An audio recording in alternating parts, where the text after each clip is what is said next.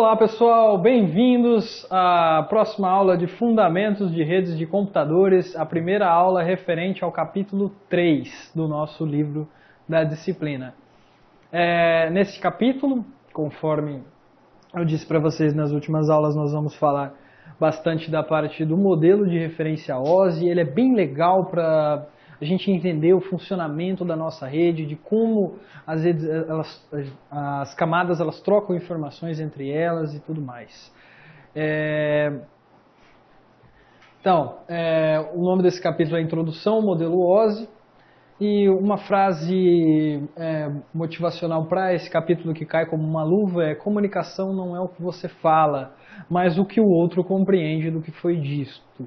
Essa frase eu acho que ela cai perfeita na parte do modelo OSI, que a gente vai tratar ali como que as camadas, uma fala com a outra e tudo mais. Então, como você fala e como que você faz para a próxima camada, para o usuário final conseguir entender o que você está realmente falando e não outra coisa. Então isso é comunicação, você se preocupar com o que o outro está entendendo. E na comunicação eletrônica, nas redes de computadores, isso não poderia ser mais real. Você, toda hora, para fazer um design de um protocolo, você tem que estar preocupado com a forma que o outro está entendendo essa informação. Então, no plano de estudo, nós vamos ver as 7 camadas do modelo OSI, como já só citado no exemplo no último capítulo, mas a camada física, camada de enlace, camada de rede, camada de transporte, camada de sessão, camada de apresentação, camada de aplicação. Eu até citei algumas delas no último capítulo. Antes de começar da forma do livro, já tratando diretamente sobre a camada física, só relembrando um pouquinho do último vídeo, essas são as camadas relativas ao modelo de referência TCP/IP. Então, por exemplo, no modelo TCP/IP, a camada de aplicação aqui no modelo de referência OSI, ela é dividida entre camada de aplicação, apresentação e sessão. Então são 3 camadas diferentes para lidar com isso. A camada de transporte continua sendo a camada de transporte, é mais ou menos aquilo que a gente viu lá também. Então, por exemplo, o protocolo TCP, ele também é aplicado aqui. A camada interredes é aqui, só muda o nome, é chamada de rede, mas o funcionamento é basicamente o mesmo, que utiliza o protocolo IP. E a camada de host rede, que ela é dividida em camada de enlace e camada de física, que é as 2 camadas que a gente vai ver nesse primeiro vídeo. E vai ficar bem mais fácil de entender. Se quem achou confuso na parte da camada host rede, aqui ela vai fazer bem mais sentido, vai ser bem mais fácil quando a gente divide ela entre camada física e camada de enlace para o entendimento das mesmas. Então, também só fazendo um gancho da última aula antes de começar diretamente com a camada física, esse modelo de referência é criado pela ISO, a mesma ISO que a gente vê em todo lugar, que a gente vê ISO 9000, ISO 9001 e tudo mais. Então todas essas normativas para a gente ter uma referência de qualidade, referência de segurança e tudo mais. A gente tem também a referência para que uma rede de computador esteja no modelo OSI, que foi criado pela ISO. Então é uma padronização, como tudo que a ISO faz. International Standardization Organization, então organização de padronização internacional. E é isso que eles fizeram, uma padronização para que se possa falar das camadas de uma forma que a gente tenha então uma divisão correta e a gente tem então mas uma divisão padrão entre as camadas. Lembrando que por que correto é completamente errado? Porque aqui a gente tem uma limitação de 7 camadas. Numa determinada rede a gente pode ter limitações em que a gente não precise ter as 7 camadas, e isso é muito, muito variável. Então, por exemplo, vai ter determinadas redes que determinadas camadas não são necessárias. Vai ter outras redes que tal determinada camada precisa ser... É raro usar mais de 7, mas ela pode ser que precise ser dividida. O que é comum, o que é mais comum, é várias delas serem agrupadas, como por exemplo no TCP/IP, ou mais agrupadas ainda. Então aqui, eu vou utilizar para essa determinada transmissão, eu só preciso de uma camada física e uma camada de enlace. Então, por exemplo, um computador A para um B, os 2 ligados por um único cabo, às vezes eu não preciso das outras camadas, eu vou simplesmente jogar um arquivo daqui para lá, um arquivo de lá para cá, onde não existem nem outros de uma comunicação ponto a ponto, eu posso não precisar das outras determinadas camadas, porque eu não vou precisar do controle de subredes da camada de rede e tudo mais. Só como uma introdução, a camada física ela é a transmissão de bits pelo próprio meio físico, então a camada física ela é realmente a parte física, a camada de enlace é responsável pela correção de erros e controle de fluxo, camada de rede controle de subredes, a camada de transporte aceitar e dividir os arquivos, o empacotamento dos arquivos, camada de sessão, tokens e sincronização, como eu citei lá, é você entrar dentro de uma sessão, fazer um login e tudo mais, isso é na camada de sessão. Camada de apresentação, síntese semântica das informações, ou seja, eu recebi os dados, mas eles estão todos em 0 e 1, eu preciso tornar eles legíveis para a pessoa que está lendo do outro lado. Então isso é na camada de apresentação, e a camada de aplicação é a própria interface com o usuário. Então, agora tendo uma noção geral da coisa, lembrando que as camadas, elas se comunicam, cada camada ela se comunica com... Acho que falar isso no começo do vídeo vai ajudar muito a vocês entenderem todas as outras partes, que é o quê? Cada camada ela pode se comunicar por algum protocolo diretamente com a camada equivalente por exemplo, se eu estou no receptor por o transmissor, e ela também se comunica com a próxima e a anterior. Então a camada de enlace ela se comunica diretamente com a camada física e a camada de rede. A camada de rede ela pode se comunicar com a camada de rede diretamente do outro lado, mas também com a camada de enlace e a camada de transporte. Isso vai ficar um pouco mais claro quando a gente chegar na parte de camada de rede. Mas só para vocês já saberem disso desde aqui, porque vai facilitar um pouco o entendimento como um todo. Então a camada física é a camada mais baixa da hierarquia do modelo de referência OSI, na qual define como os bits vão ser enviados fisicamente pelo canal de transmissão. Então, as informações podem ser enviadas, por exemplo, por meio de um fio, por um cabo de fibra ótica, por rádio, utilizando uma determinada forma de largura da rede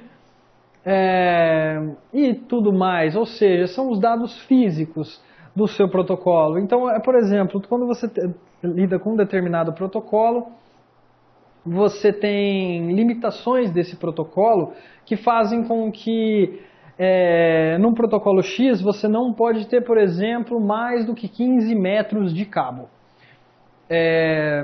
Então isso tem que ser determinado na sua camada física. Olha, nessa comunicação, infelizmente, os cabos não podem ter mais do que 15 metros. Se precisarem mais de 15 metros, vai precisar de um receptor, de um replicador de sinal, desse tipo de coisa.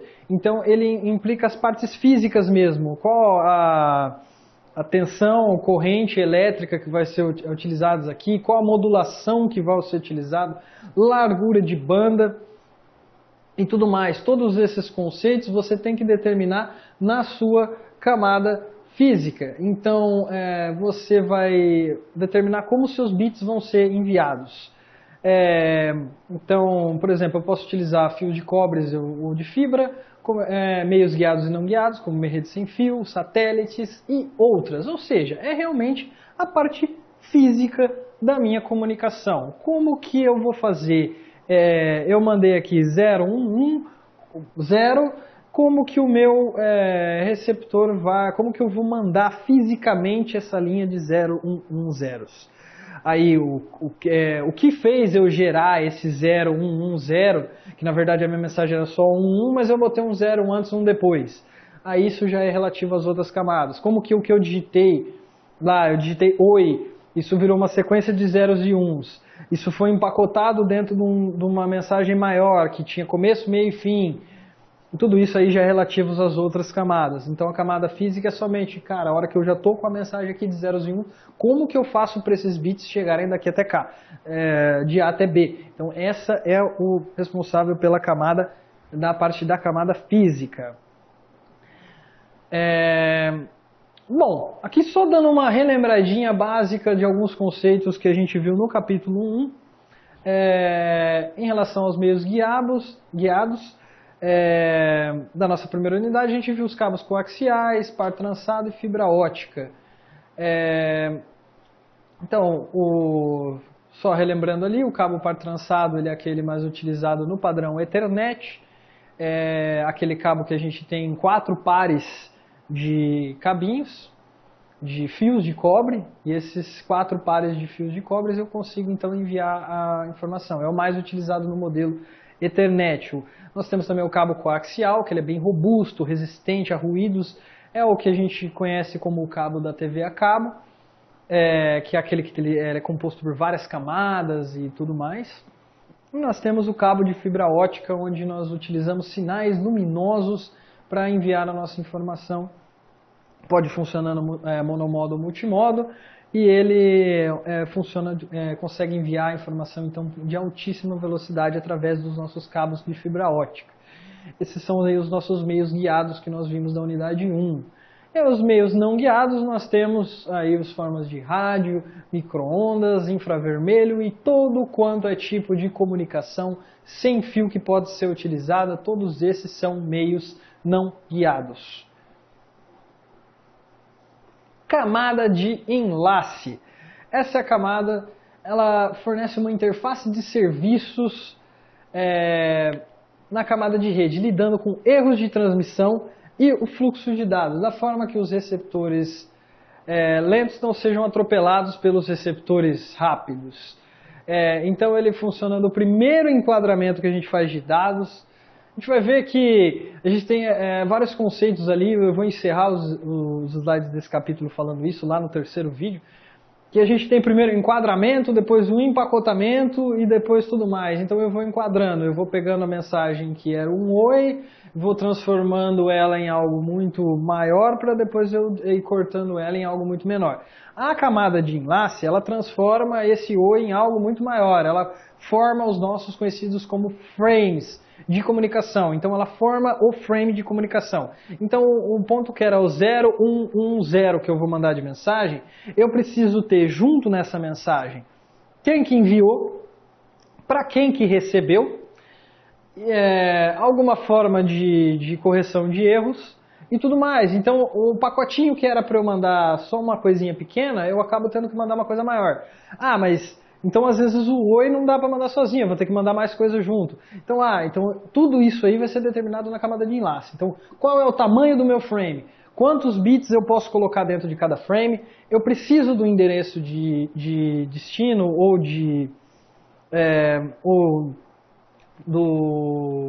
do transmissor? Então, todas essas informações a gente determina aqui. Por quê? Ela é responsável pelo controle de fluxo, como que a informação vai chegar, ela também impede que haja gargalos na nossa rede e ela serve para detecção e correção de erros conforme algumas formas que a gente vai ver logo em seguida. Mas o importante saber daqui da camada de enlace é que ela forma esses frames de dados. Esses frames de dados é muito importante, esses enquadramentos. A gente enquadra nossa mensagem, a gente delimita que cada pedacinho da nossa mensagem vai ter tal espaço e o que a gente tem que colocar junto com a nossa parte de dados. Bom, como eu falei no slide anterior, ela é responsável pelas técnicas de detecção e correção de erros. Uma das mais legais que tem, simples, fácil, rápida e econômica da camada de enlace, é a parte, por exemplo, a verificação da mensagem através de bits de paridade. Então, eu criei lá o meu frame, eu coloquei todo o meu quadro de informações que eu vou mandar. Cada um desses quadros, ele vai ter os bits lá iniciais, finais e tudo mais, e os bits de dados. E nesses bits de dados, ele vai fazer uma verificação, ele tem que ter alguns bits a mais que possibilite a detecção e verificação de erros. Então, por exemplo, ele vai fazer aqui, 101, para esse 10101 da primeira camada, ele vai converter esse valor num valor decimal, por exemplo. E vai verificar, esse valor é par ou é ímpar? Esse valor eu tenho um número de... Desculpa, cometi um erro aqui. Ele não vai conectar o par ou ímpar. Par ou ímpar só determinaria por causa desse último bit, tá, pessoal? Ele vai verificar o número de bits 1 nesse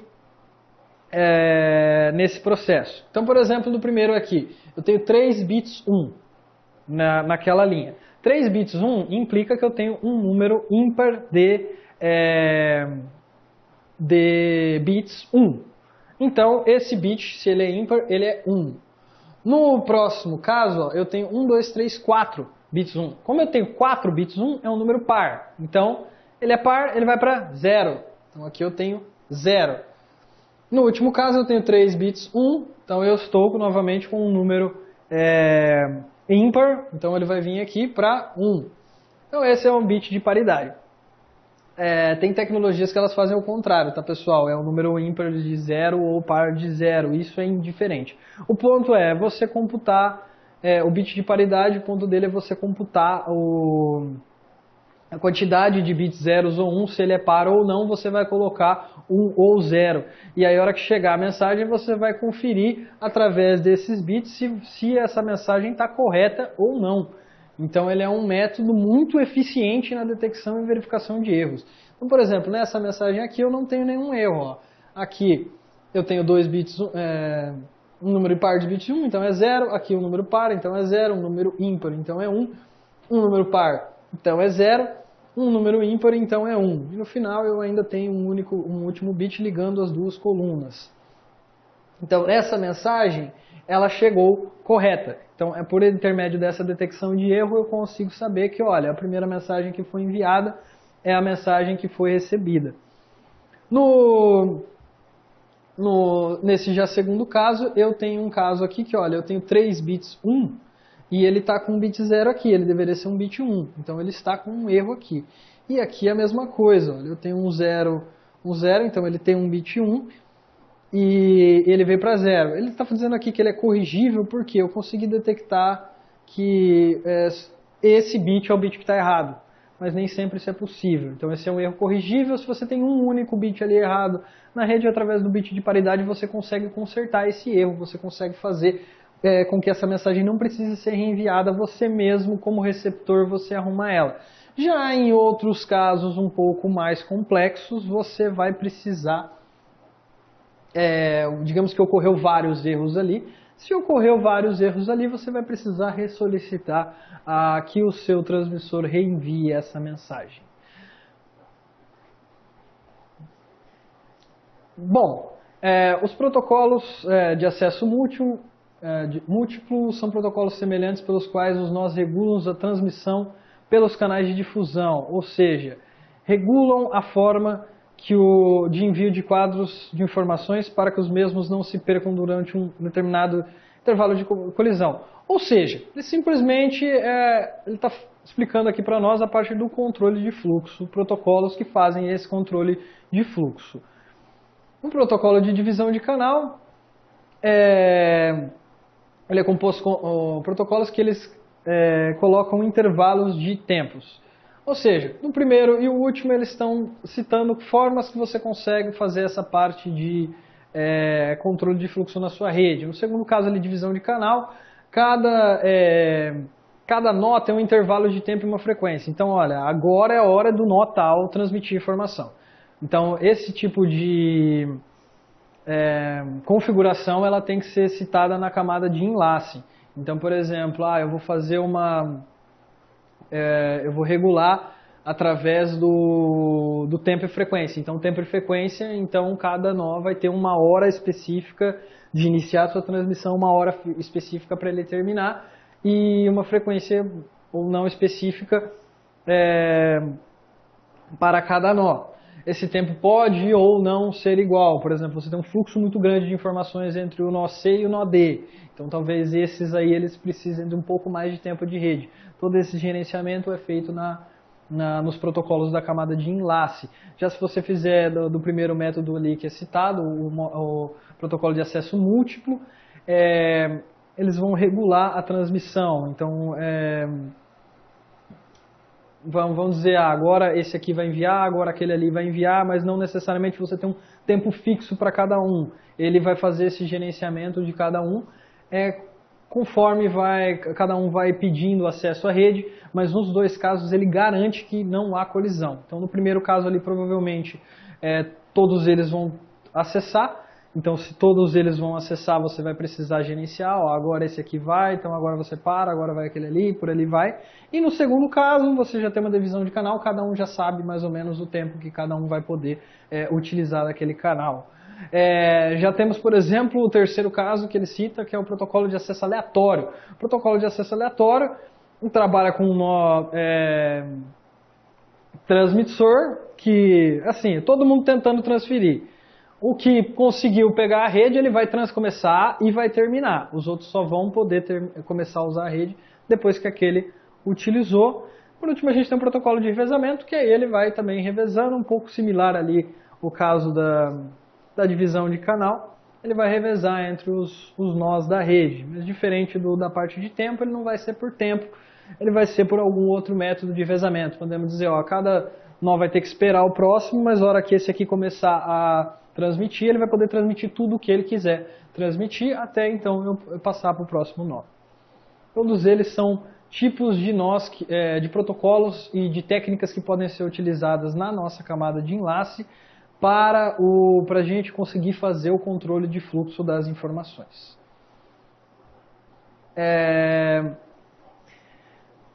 Bom, um método que delimita o fim de um quadro nítido é o seguinte. Ele é usado para ativar linhas, testá-las, negociar e desativá-las de forma controlada. As opções da camada, independente do protocolo a ser utilizada. Bom, como eu citei para vocês um pouco antes, a camada de enlace, geralmente você forma esses quadros. Então, o que acontece ali? Você determina nesse quadro o início e o fim de uma informação. Isso é muito interessante na grande maioria dos sistemas de comunicação. Então, o protocolo aqui, o que nós temos? Nós temos essa delimitação, dizendo ó, começo da mensagem, final da mensagem. Isso torna muito mais fácil em muitas redes, então, para a gente conseguir fazer esse controle de fluxo que a gente faz da camada de enlace. Como vocês podem ver, a camada de enlace é uma camada bem completa e bem complexa, porque ela faz esse enquadramento, desse enquadramento ela tem que ter toda essa parte de controle de fluxo, de como que vai funcionar o endereçamento das informações, quando que cada um vai usar, o que eu vou colocar nesses quadros, o que eu vou colocar para verificar erros, algoritmos de detecção de erros e tudo mais. Então essa é a função geral da nossa camada de enlace, ela é formar esses quadros para repassá-los então, para fazer essa comunicação entre a camada física e a camada de transporte. Lembrando que ela está em contato direto com a camada física, então ela vai determinar o controle de fluxo para a camada física, fazer com que formar essa parte nos bits, como você vai formar esses quadros e passar toda essa configuração então para comunicar também com a camada de transporte. Beleza, pessoal? Então nessa aula nós vimos a parte de camada física e camada de enlace. No próximo vídeo nós vamos ver a camada de rede e a camada de transporte. Muito obrigado e bons estudos a todos.